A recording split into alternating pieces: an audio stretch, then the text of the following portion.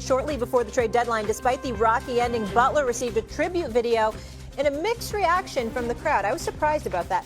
Then the Heat proceeded to spoil Butler's return with a 112-86 rout of the Steph Curry-less Warriors. It was a tough return to South Beach as Butler had a plus-minus of -19, his worst in a game since joining the Warriors. The Warriors were held to 86 points last night, their second fewest in a game this season. Brian Windhorst. There's my guy. When are we going to Paris? You know, I'm still waiting for my trip. I got your bag, your croissants. I'll let you know, Molly. Okay. I'll let you know. It's under negotiation. Keep me posted. Have your people call my people. Hey, Stephen A., I heard you were at the game last night because someone might have sent me a picture of you in Miami there. What did last night's performance say about Jimmy Butler? I can't really say it's a bad sign. Like, you can say. Hold on, there's something in my ear. I'm sorry. Let me say this. You're good. No, the producer has something in my ear. I'm sorry. Okay. I was disappointed. Okay. I was disappointed. I was disappointed because I expected and looked for Jimmy Butler to come out and be ultra aggressive, and that was not the case. And to answer your question directly, I think that, you know, it's emblematic of the difference between a star and a superstar. There are moments that you seize, and we know playoff Jimmy to be that kind of dude that shows up in big moments, particularly in the postseason. That's why we have so much love for him. And I would have liked to have seen that last night. It's just one game. It's the regular season. In the grand scheme of things, it doesn't amount to much. But after all the noise that was made, forcing your way out of Miami, to come back on that stage, knowing Riles the way that I know Riles, knowing Eric Spoelstra the way that I know Eric Spoelstra, in terms of his coaching acumen, how exceptional he is, in terms of the culture that was long established. You know, they don't take stuff like this lightly. They show up, they recognize what the buzz is about, what the headlines are, what the sizzle contains, and they respond to it. That's who they are. They're feisty like that. Jimmy Butler was one of those dudes when he was in Miami. It would have been really, really nice to see him be that guy last night. I thought that he was incredibly passive. I thought that he wasn't looking to be aggressive at all. He came across as a guy that just wanted to get through the night. And the team, as a result, looked exactly the same way. And that's why they got their ass kicked. Yeah, it was definitely a disappointing game. It was one of these games, you know, it's a national TV game. It just happens to be a TNT game, so you're excited about the way it possibly sets up. And Steph Curry was out in this game. And so it sort of set up for Jimmy to do something special, and he just didn't. And the reason, look, I wasn't there, you know, like Stephen A. was. I'm watching on TV. It didn't look like there was emotion coming from anywhere. Maybe a little bit from the Heat players, because they came out and looked like they played with a vision. This is a team that it was on a 10-game losing streak until a couple of days ago.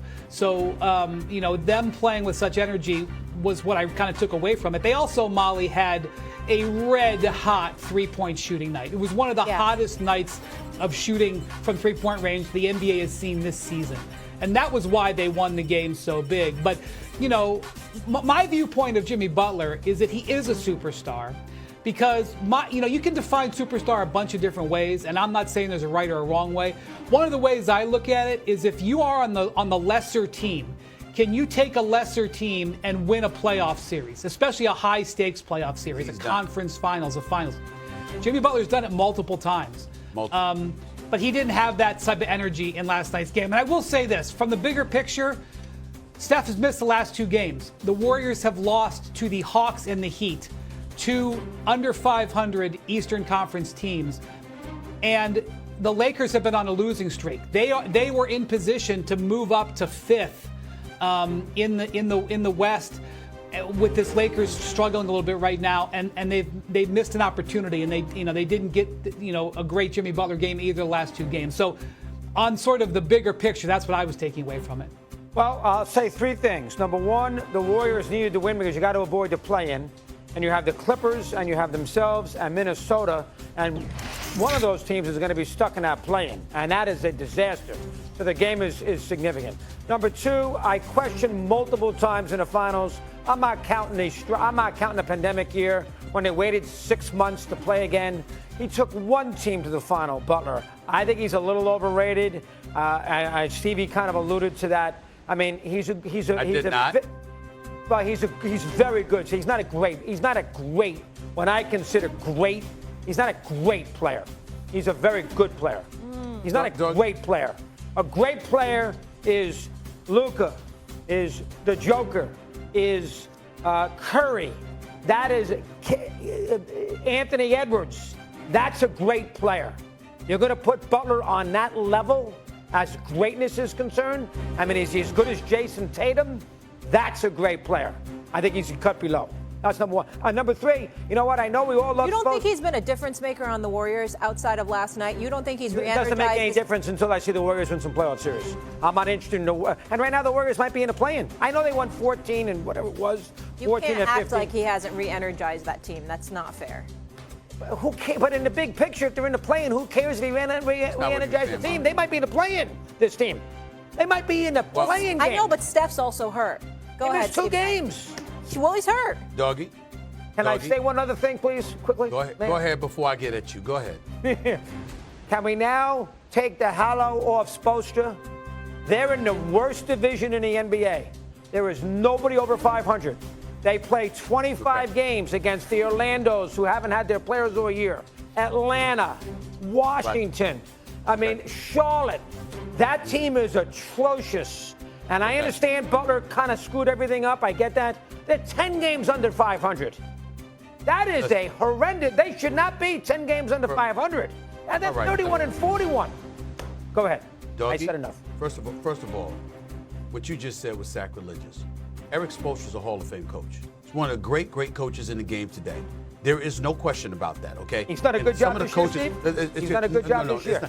No, I'm not saying. Of course, I'm not going to say he's done a good job this year. He wouldn't tell you he's done a good job this year being 10 games under 500. But the fact is, you got to take into account the level of personnel that he has available to him, plus all the distractions that came with it. We can't ignore that. But when you give this man a shred of talent, what has he done with it? Let me tell you something right now. Pick your poison, doggy. 1 minute. First of all, don't ever associate me with saying my man Jimmy Butler is overrated. I never indicated that. I never intimated that at all. Jimmy Butler, considering his back. Well, you said I kind of alluded to him being overrated. I'm telling you, I did not. I did no such thing. I said he's overrated. I didn't say you said it. I said it. Go back to the clips. You said Stevie kind of alluded to that, and I said no, I didn't. That's why I interjected. Yes, you did. But my point, yes, you did, doggy. Trust me, you did say it. You're on the defense today. You're okay. Okay, that's number one. When you look at Jimmy Butler, as Wendy pointed out, you are an individual. No matter what a dude does, you talk about moments all the time. You use moments to diminish guys and what their resume entails. Now, Wendy and I come at you with things that he did to overachieve in big pivotal moments, okay? And think about this. What prevented Jimmy Butler? Because we never looked at Miami walking into the playoffs and said, this team is a championship contender. This team is going to knock off Milwaukee. This team is going to knock off Philly. This team is going to knock off this team or that team. We never looked at them. And in order to prevent Jimmy Butler from being a champion, LeBron James and Nikola Jokic had to stop him, because he took out a whole bunch of other dudes en route to that. Don't come to me with somebody like that being overrated. That is insane. Okay, that's number two. Number three, Eric Spoelstra, as you would point to, there are legendary coaches.